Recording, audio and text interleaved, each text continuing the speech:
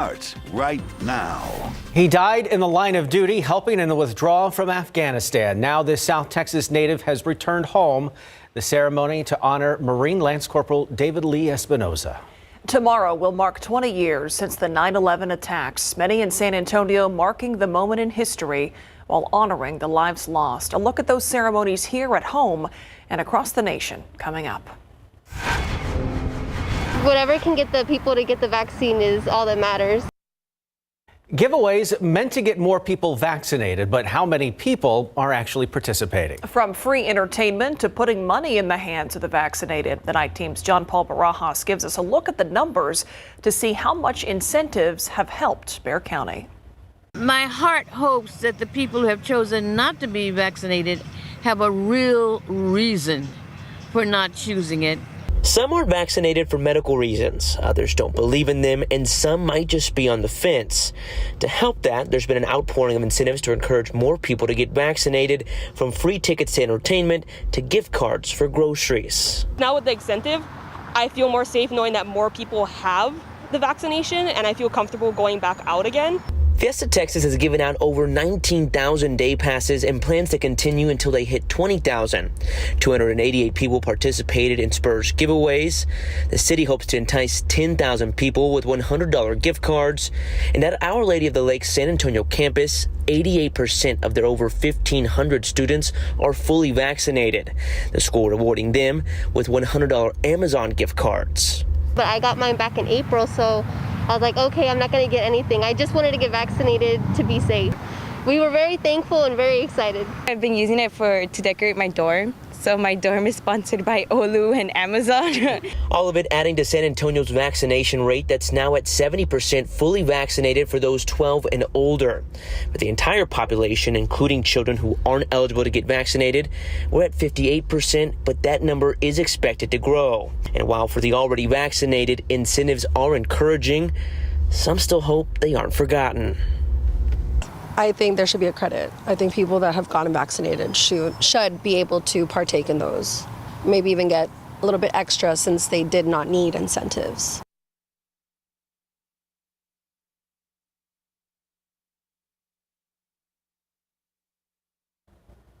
That was John Paul Barajas reporting. The COVID-19 vaccine produces its own benefit, keeping many out of the hospital. A new study published by the U.S. Centers for Disease Control and Prevention took the Delta variant into consideration with the vaccines. The CDC analyzed thousands of COVID-19 hospitalizations among fully vaccinated adults in 9 states. The study found the Moderna vaccine was the most effective at reducing hospitalization with about 95% effectiveness, while the Pfizer vaccine had 80% effectiveness. The Johnson & Johnson vaccine had 60% effectiveness. We have a list of Metro Health vaccine clinics right now online at KSAT.com. One of those clinics happening at the Alamo Dome from 4:30 to 9 p.m. for the UTSA game tomorrow. President Joe Biden wants companies with more than 100 employees to require the COVID-19 vaccine. But if you get fired for refusing the vaccine, can you get unemployment benefits? Take a look at this social media post going viral, which claims that you can. We took this question to a local attorney who says if a company objects to a former employee's request for unemployment benefits, it would then be up to the Texas Workforce Commission to make the final decision. The commission would look into how the COVID-19 policy is written before making a judgment. Was it a written policy, and was it reasonably connected to a necessary job element? You know, was it connected to the necessity of the safety of the company? The commission would also consider other factors, for example, looking into how long the employee worked for the company before then deciding on the benefits. It's important to keep in mind unemployment benefits are not guaranteed because you get fired or let go. Taking a look now at other stories we've been following today. The suspect isn't the only one missing, the only missing piece rather, in this morning's deadly shooting. Police still haven't released an exact motive. 45-year-old Ricardo Perez was killed at an apartment complex on South General McMullen on the city's southwest side. Officers say he was walking through the parking lot with a woman just before 3 this morning when 2 men approached them. An argument escalated into one of the men shooting at Perez. We do not know what that argument was about. Investigators towed an SUV away from the scene, but it's not clear how it was related to the case. The shooter tonight still on the run.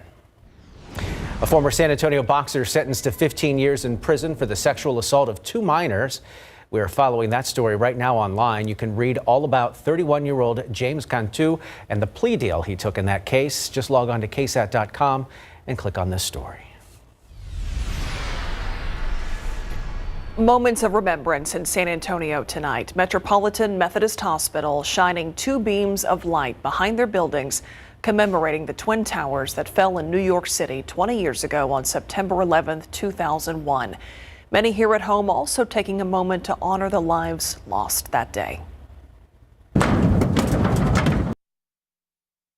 A stair climb at Piper High School in Comal ISD today. That climb symbolic of the heroic efforts of first responders who made their way up and through the World Trade Centers on that horrific morning.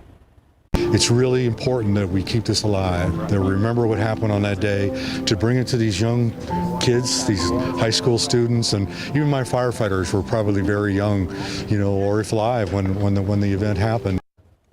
Several first responders in San Antonio went to ground zero after the attack.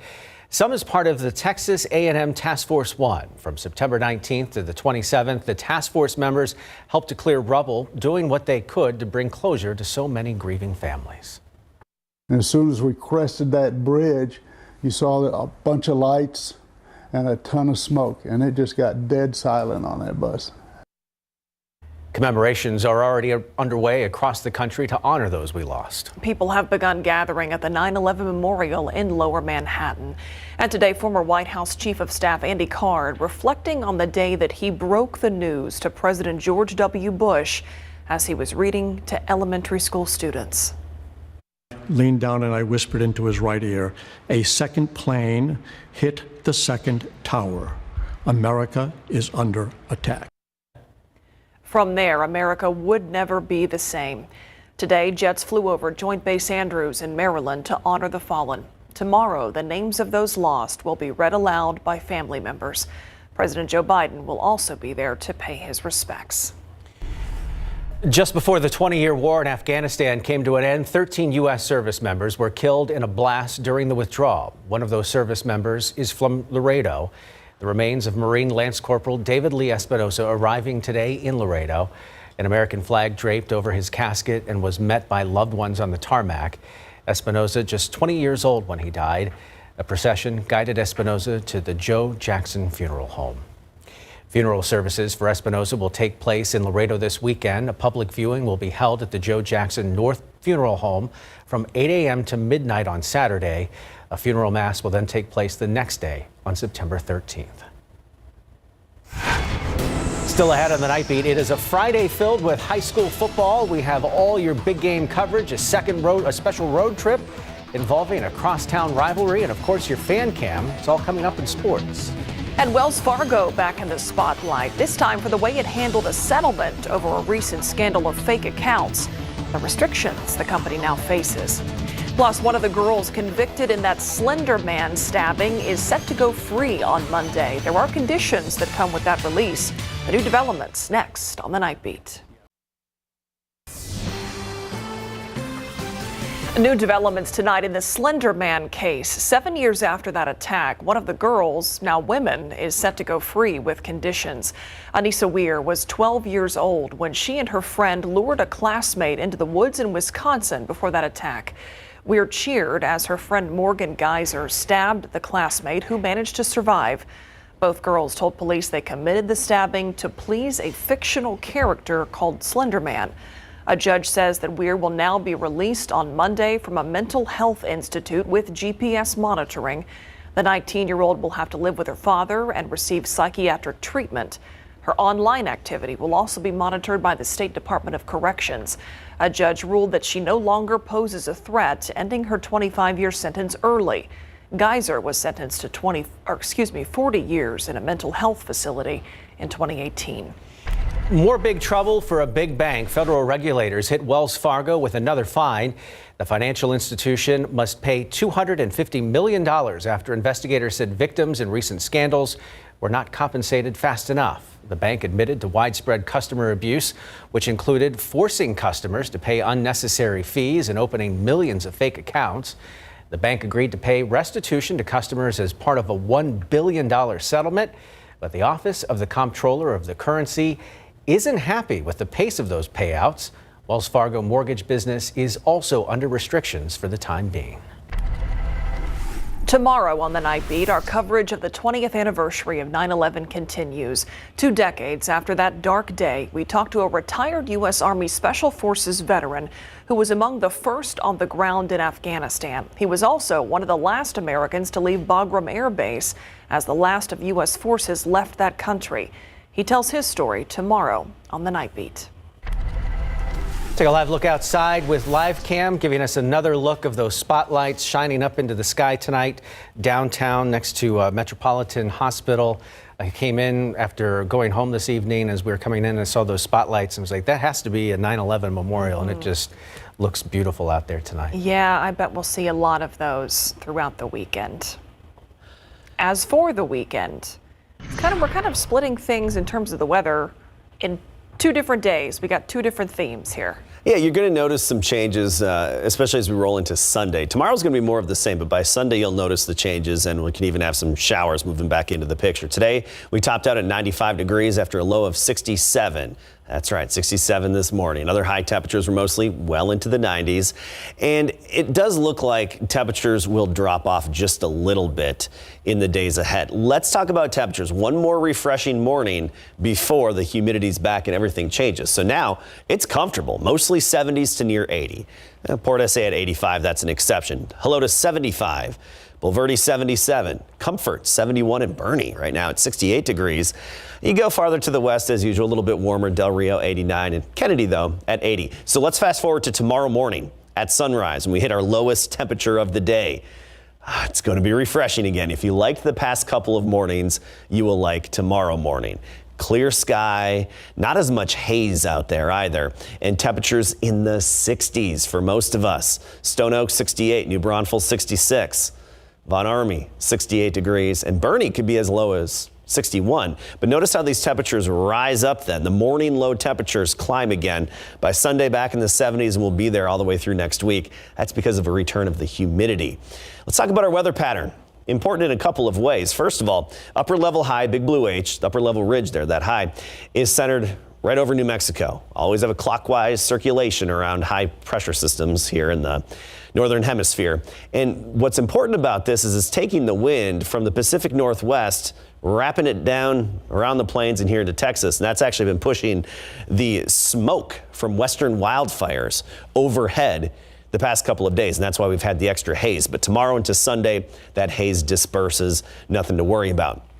Here's what we're watching in terms of our next rainmaker. Very unorganized. That's why there's a broad area of showers and thunderstorms. Yucatan Peninsula into the Gulf of Mexico. This does have the likelihood of developing into the next tropical system, maybe just a tropical depression, possibly low-end storm. For us, what we're looking at is the tropical moisture moving our way. It's going to be in place late Sunday and into Monday. But in terms of our rainfall, it hinges on whether or not this organizes. If so, how much? Because if it organizes and comes together, then it really pulls the precipitation into a more confined area. If it's unorganized, rain's all over the place. As for rainfall potential, right now it looks like the highest totals would be closer to the Gulf coastline. Odds favor that basically Monday through Wednesday.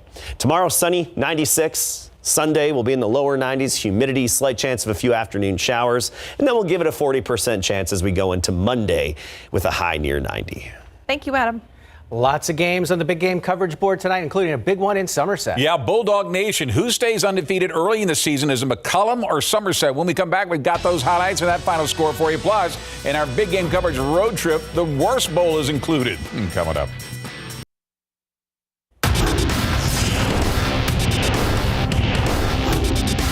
Hi, we're Somerset Bulldogs, and you're watching big game coverage on KSAT 12.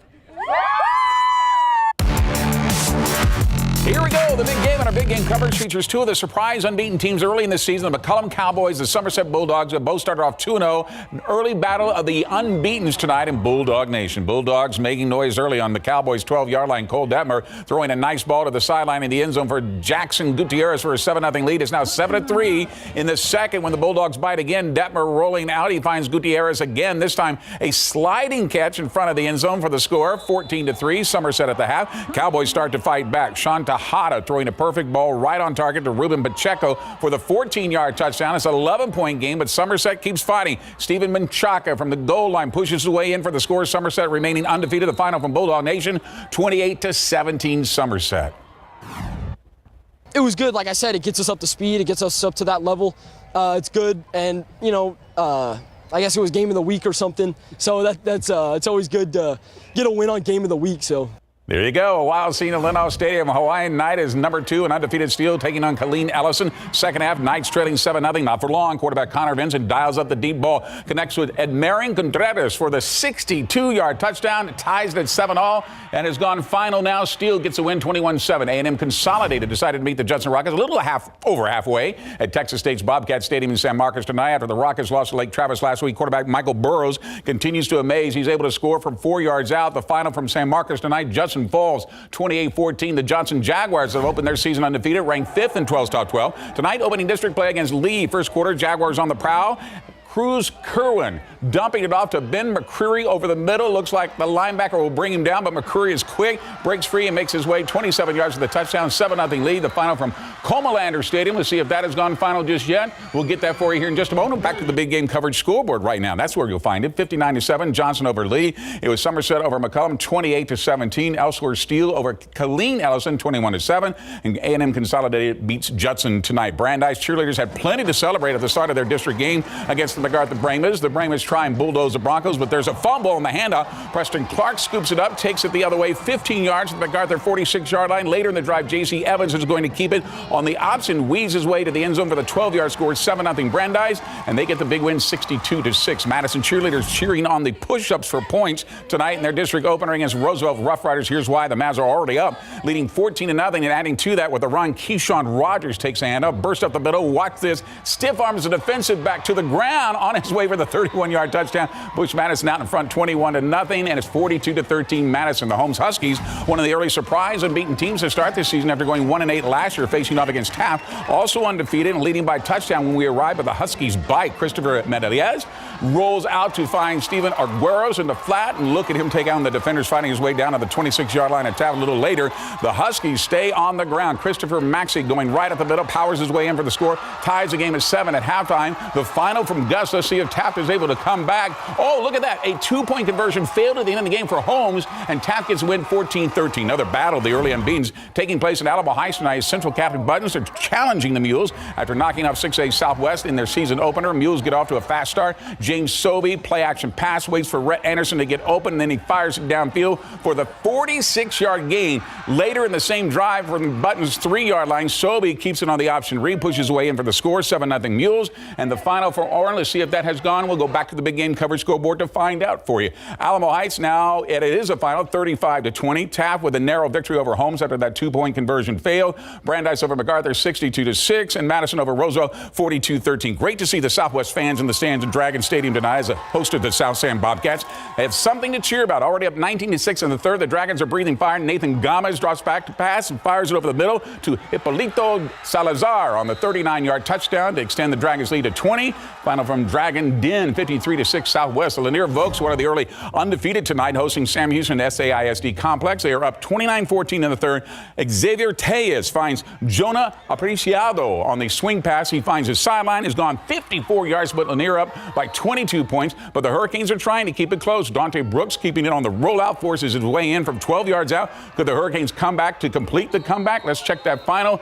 Lanier with a big win, 50-22. The Burbank Bulldogs in the district showdown with the Kennedy Rockets, who have started their season undefeated after going 0-5 last season. The Bulldogs are leading 21-6. That's when the Rockets start to fire. Joseph Simmons rolls out, finds Devin Starks in the end zone for the 21-yard strike. Kennedy in goal line formation, going for two. Alfredo Romero takes it in, and it's a one-score game. But Burbank roars back. Andrew Bunteo keeps it on the option read, finds pay dirt. They also go for two, get it, 29-13. Burbank, when we leave, back to the big game coverage scoreboard in right now. In fact, 50-34, Burbank over Kennedy. It was Edison over Memorial, 12-7. Lanier with a big win over Sam Houston, 50-22. And Southwest with a big win over South San tonight. Panther Stadium in Castroville, Medina Valley hosting Veterans Memorial. Patriots strike early and often. Quarterback C.J. Irving keeps it himself right up the middle and loses a tackle. He's gone for the 18-yard touchdown. Alex Alva splits time with Irving at quarterback tonight, throws a pair of touchdowns in the second half, and Veterans Memorial goes on to win it 48-12. The Antonio Apaches are the tough assignment tonight as they take on the Harlandale Indians on their home turf. The Apaches are up 3-0 when the Indians answer. Joseph Rodriguez standing tall in the pocket. Sidearms are rocket to Ryan Palafox right down the hash marks, and he's gone 53 yards to the house to give Harlandale the 7-3 lead. Back to that big game coverage scoreboard for that final to show you. Harlandale with the win. It has gone final 21-6. Veterans Memorial Medina Valley 48-12. Elsewhere in week 3, this game, by the way, has been moved to tomorrow at 6:30 p.m. Was set for tonight, moved to tomorrow. And Bernie Champion over Laredo United South on the road 24-12. We are just getting started with our big game coverage. Up next, our big game coverage road trip, fan cam, more highs and more scores. But first, let's listen to the Brandeis Broncos marching band.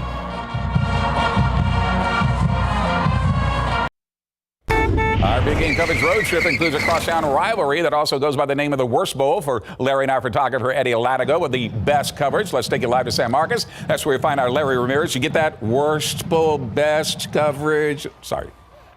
Absolutely, Greg. You are so witty, let me tell you. Hey, you know what? It was homecoming for the Smithson Valley Rangers tonight. You know that's always a big game. And it was their final tune-up before the start of district play next week.